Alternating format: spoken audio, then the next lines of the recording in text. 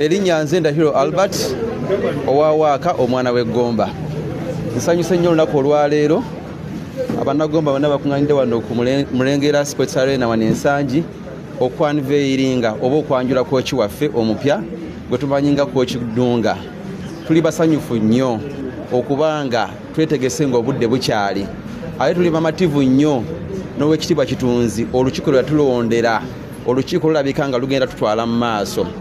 Ennaku zino bannagomba nga bawagizi bonna mulaba bano bonna tulina ennyiike kubanga twamanyira kufuna buwanguzi nga bannagomba naye ka tulina essuubi okulaba ku kino ekitulabye olwaleero kooki waffe omuwanguzi akakiiko konna ke tufunye olwaleero kawanguzi. Ate nange Ndahiro Albert ng'akumakuma n'anoonya abawagizi bonna gye bali abagomba yonna mu nsi gye bali nange ngenda kwongeramu amaanyi kati olunaku lwaleero mulaba bakatukutiya twabakonyeko bukonyi ddakiika emu nga bali wano abaana bawagira omupiira nga tuli basanyufu nnyo. Amasaza 18 mwe gali mu Buganda era Gomba ku luno mweteeke ate mwekabira nga kooki bwakoze bwabagambye tuli betegefu nnyo.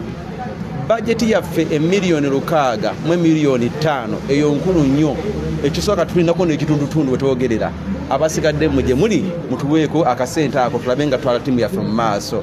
Gomba naki? Gomba naki? Gomba eno gomba gy'owulira. 2017 ye kooki Ddunga.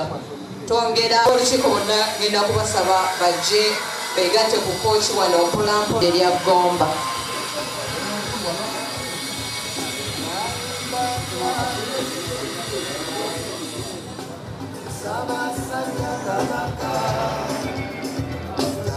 Tusimbudde Mission kikopo kya mulundi gwa 6.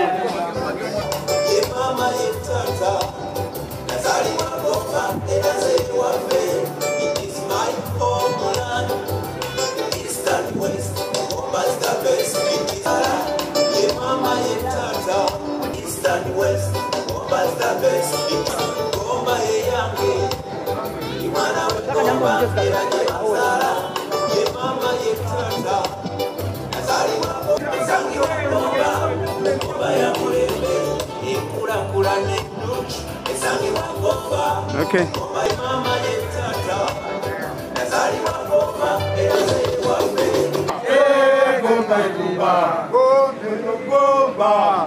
Gomba gy'owulira ye munyamunya masaza.